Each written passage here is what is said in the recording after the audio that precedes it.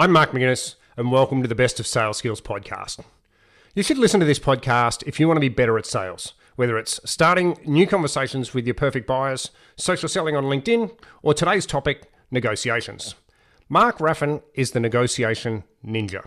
Mark spent the first few years of his corporate life as a procurement professional negotiating deals worth more than $300 million. Now, he's taken all that he's learned on the procurement side and teaches salespeople and business leaders how to negotiate like a ninja. He's the host of the #1 negotiation podcast on the planet, also called Negotiation Ninja, and he is a sought-after speaker and presenter. In this chat, we talk about why salespeople are typically terrible at negotiation, how to take the emotion out of the situation, how we can avoid giving away too much in our negotiations, and why going for a typical win-win is actually a no-no. This is a great episode for those of you running sales teams and for those of us who are carrying a bag, either as an AE, a BDM, or perhaps even if you're just an entrepreneur. We even slip in a couple of good-humoured Bruce Lee quotes for good measure. Now, before we jump into this episode, if you like the topics we cover in this podcast, then you're going to love my VIP weekly sales mailer. Every week, I send out one super short email, complete with the very best sales tactics and sales content that I can find. I'd like to invite you to sign up over at markmc.co. Right there on my homepage, you just put your address in, email address in, and bang, away we go. It's just one email every week, no spam, no crap, just great sales tactics and sales ideas once per week. We've got a couple of thousand people on the list, and I'd love you to join us. Come and join us at markmc.co. Now, let's hear from Mark Raffan, the negotiation ninja. Mark, welcome to the Best of Sales Skills podcast. Thanks for coming on the show. Thank you so much for having me, Mark. I appreciate it. Mate, no, I'm absolutely delighted. So I've done a little bit of research and I can see that you're a very strong in the negotiation space, negotiation expert, you could say. And I really love the name of your course and your podcast, Negotiation Ninja. That's Thank you awesome. very much. Yes, the name was chosen intentionally. Yeah, so tell me, where did you get that name from, just quickly? Well, number one, I love alliteration. So I just love how the N and the N work. I think that's perfect. Yeah. And I view negotiation very much like martial arts, right? It takes discipline, it takes practice. It's not something that you can, everyone believes that negotiation is something that people are born with, like public speaking skills. People think that, oh, you're just a better negotiator. That's not true. Good negotiation skills are developed through practice, through preparation, and through implementation. And that's exactly what martial arts teaches. It's about the practice of martial arts, and I am very much about the practice of negotiations. Okay, so I was going to ask you about that. So yeah, I think you're right. So are you a martial arts expert? I used to. I would be remiss to say that I do it right now, but I'm not a martial artist by any stretch of the imagination. I love the a lot of the Bruce Lee quotes. You know, like you must be a Bruce Lee fan. Nearly everyone is. Yes, absolutely. Knowing is not enough. You must apply, or knowledge is not enough. You must do, or whatever it is. Like they're fantastic. I really love them. Yeah, never fear the man who's kicked 10,000 kicks once, but one kick 10,000 times. Oh, mate. Yeah, that's the kind of stuff that's like, yeah, no, that's what actually works. And the same is true for negotiation, right? You practice the techniques, you practice the tools, you use it on an ongoing basis. You're gonna get better. Like everything in life, the more that you practice, the better you're gonna get. Yeah, it's so true. The first time you go out to play baseball, or in Australia, our version, cricket, you pretty much get out the first time, right? Because you've got no idea. You're only going to get better from your first time. But so many times in business, we go, oh, I haven't done any negotiations for months, but hey, let's just dive straight in, and guess what happens to the end result? Maybe not ideal. So well done on Negotiation Ninja. I love it. How did you get into this? Like, what's this? Like, where did that come from? How did you become a negotiation ninja? My background is all sales and procurement. So I started out my career in sales. Did ad sales for a while. Ended up doing quite well. Paid off all my student loans, and then wanted to get a job on the other side of the table and moved into procurement for a very long time. And that's where I spent the vast majority of my career. Ended up leading a few category teams, grew in that role, and then just decided, look, the corporate thing is probably not for me. I keep having disagreements with senior management, and they don't seem to appreciate, at least within the bureaucracy of it, my ideas. So I'm going to go and do my own thing, and it's worked out pretty well. And now we deliver negotiation training to some of the largest companies on the planet. So all for the best. Yeah, well done. I'm tempted to challenge you and say you couldn't negotiate your way around those bureaucracies. Yeah, well, listen, there's only so much that you can do when people aren't creative and don't have good ideas. Yeah, and that would be cheeky of me. So stuck in BS management roles with no vision. Yep, I got it. So just give us a little taste. So how long you're in procurement for? How long, and what sort of organisations? Like, were you involved in the negotiation on their side, or? Yeah. So 15 years in procurement with large railway organizations, technology organizations, communications organizations, chemical organizations. So enterprise level procurement. So 7 figure negotiation. On an ongoing basis. Yeah, I managed categories in excess of 300 million. Whoa! Okay, nice work. Okay, that's great stuff. Well, that's more than me. Okay, so I'm a bit stumped there. That's great. So don't be impressed by the number. Be impressed by the skills that I'm going to give to your people. Well, let's talk about that. So one of the really cool things that I doing the research, before this podcast, you talk about win-win being a no-no iteration. But as salespeople, we go. I honestly believe that authentic salespeople want a win-win solution.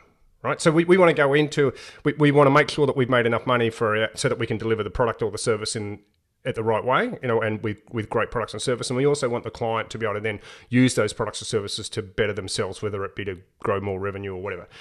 Isn't that a win-win? I mean, help me with your theory there about why you think win-win is a no-no. Win-win's incredibly misleading at best. Okay. And it's very, very dangerous at worst. And here's why. Because win-win presupposes a lot of different things. First of all, let's discuss the concept of win-win. When you hear win-win, what do you feel? Do you feel like that's both parties getting equal value out of the deal and walking away with it? That's how most people feel about win-win. Yep, I'd go with that. The reality of the situation, especially in B2B sales and B2B procurement, is that one party is going to get more value than the other party. That's the reality. And there is no way to fully determine, even if we were able to get equal value out of the deal, there is no way to fully determine whether you got equal value to me, unless we were being completely transparent with each other. Which is not going to happen because you're going to reduce significant leverage if you decide to do that, which is going to open you up to manipulation, and it's going to open you up to letting the other party take advantage of you. It also presupposes that both parties are rational, which sometimes is not the case. In fact, oftentimes when you're negotiating, there are irrational components that take part in the negotiation. So win-win is built on the entire concept of rational parties coming together to negotiate. But we know that the vast majority of things that we make decisions on are based on emotions, whereas logic drives rationality. So win-win from the get-go makes no sense whatsoever. Now, does that mean we can't have mutually beneficial agreements? No, it doesn't mean that we can't have mutually beneficial. We can have mutually beneficial agreements. But the terminology win-win is incredibly misleading because it imposes upon me a moral obligation to ensure that you win. That's not my job. My job is to make sure that I get value out of the deal. Your job is to make sure that you get value out of the deal. In the process, we create something beautiful, hopefully, where we both get mutually beneficial value. But I shouldn't be morally obligated to ensure that you, quote unquote, win.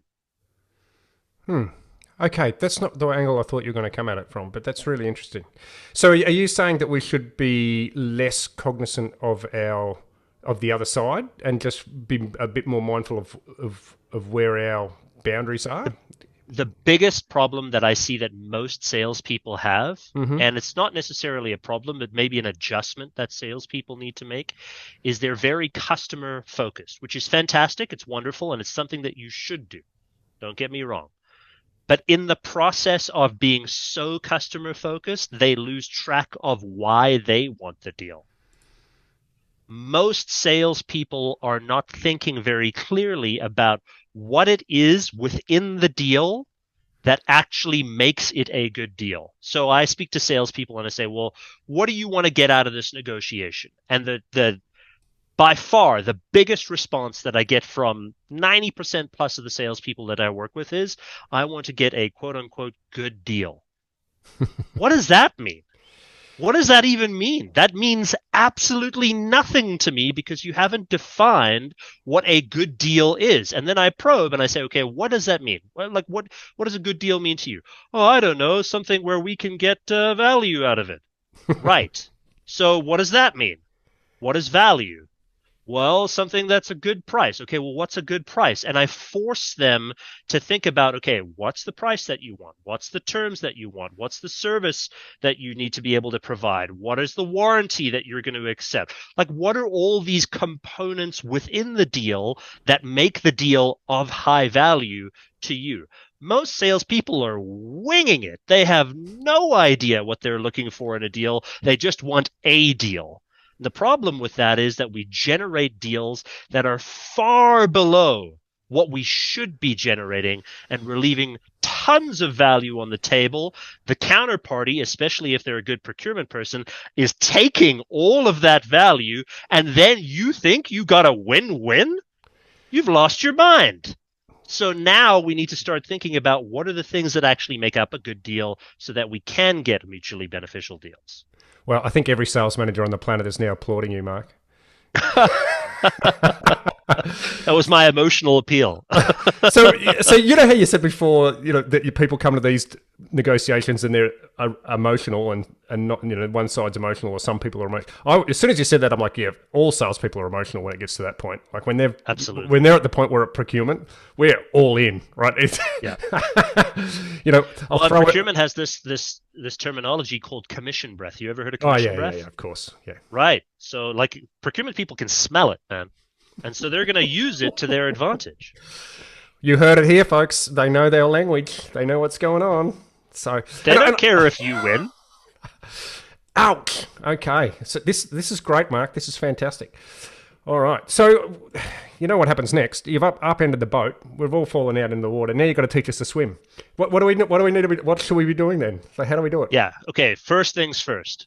Sit down before you go into any discussion with the counterparty. If you're a salesperson, sit down and think very clearly about what do you need and what do you want from this negotiation. Right. Now, those are two different things, right? A need is a must-have requirement. Without that thing, the deal's going to fall apart. A want is a nice-to-have requirement. These are sort of it's the gravy on the meal, right? So you've got to think very clearly, what are my needs and what are my wants? And if you say to me, one of my needs is to get a good deal, I'm going to shoot you. So make sure that you get very clear about what are the components within the deal that make that a good deal, right? What are your needs? And not only what your needs are, but what are the needs of the company that you represent? Because you may just need a deal to get so you can get your commission. But you're going to get fired if you get margin losing deals, right? Yep. So we want to make sure that we generate deals that make sense for the organization as well. Once you've developed those two lists of things, then start prioritizing them. What are the most important things to me that are actually going to generate a good deal for me? Then think about the counterparty. What do they need? What do they want? What's going to make a mutually beneficial deal for them? Then once you've got that list, you've already done more than most salespeople will ever do to be able to understand what they want to actually get out of it. Now you can actually start making decisions in your negotiation about what you can do and what you can't do. Because if you're not going to get the things that you need to make the deal work, you got to walk away from that deal, man. It's not going to work. Yep. And so many of us get stuck in positions where we make deals that are suboptimal because we actually don't know what we need. Yep. Okay. And so is this how we avoid giving away too much, or is there more to it than that? There's a lot more to it. Okay. So when we think about the deal in general, and we think about our list of needs and wants, chances are, in fact, this is reality, those things are not binary. Meaning it's not that we get it or we don't get it. Usually there's a range of acceptable outcomes. Right? Yep. So you say to me, I want to get this price. And I say, well, what if you get 5% less than that? You say, well, I'd probably still accept that deal. Okay, well, what if you get 5% less than that? Well, maybe. Well, what if you get 10% less than that? Well, I probably wouldn't do it. So now we've started developing a range that you can accept. So anything within that range may make sense for a deal. So when you start giving things away, when you start conceding, when someone asks you for something, you don't just give them away the whole thing that they ask for. You give them a portion of that thing. But more importantly, you ask for something in return. Big problem that a lot of salespeople have is that they're so conditioned, especially by good procurement people, they're so conditioned by procurement people to just give without asking. So a procurement person will say, hey, listen, in order to be successful for this deal, you need to give me a 10% decrease. And you think that the thing that you're getting in return is the deal. You're just conceding. There is no reciprocity in that conversation. You must ask for something in return. If I do this thing for you, I need this, and then list something of equal or greater value in return for that thing. So otherwise, the deal's not going to work. So would an example, you'll end up giving away a ton of value. So would an example about give get be, so if we reduce the price by 10%, take a 2-year contract instead of a 1-year contract? Is that so? We're actually making same idea, except we wouldn't give away the full 10%. You might say, look, I might be able to do 3%. And if I can do 3%, I need X in return. You always make your giving conditional on your getting. That's very important for people to understand. Never give without getting the acceptance of something in return, because otherwise you're giving with the expectation that you may get something in return when someone hasn't committed to that thing. And then the person can say, well, I need more than that. Yep. Right. So now we become tied to giving instead of getting in return. And the give-get theory is nice, but here's what I want to add to that. It shouldn't just be about giving and getting, because that's just trading. You should also be influencing the counterparty to make them believe that there is less available to them than they may have originally thought.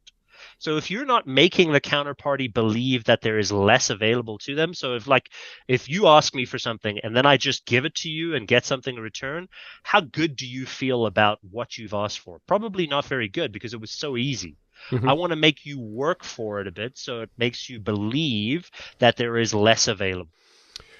Right. Okay. So I feel like there's a bit of sunk cost fallacy going on in these deals, from a salesperson's side. And what I mean by that is the more time and effort we put into them, the more we're prepared to do to keep them alive. Yeah. Do you know what I mean? Yes. And maybe I've used the wrong bias or the wrong fallacy there to explain that. But, if you've been working on a project for 6 months, 12 months, and I've worked on deals for much longer than that, and you're getting down to these what seem like small percentages, people are asking for 1.5%, 2%, 3%, 4%, 5%, and you feel like, God, we're close, we're almost there, and it just keeps moving that little step further away. You become, from my standpoint, from a salesperson standpoint, I feel like we often are so busy about not losing what we think we've got rather than But so Yeah, there's yeah, do you know what I and mean? well spotted. I think there's a lot of fear that exists in Yes. sales Yeah. because you believe that you're going to lose the deal. And I believe one of the favorite sayings that I have in sales is, and I can't remember who came up with this, but the second best answer in sales is no, Yeah. right? Instead of maybe, and someone sort of stringing you along.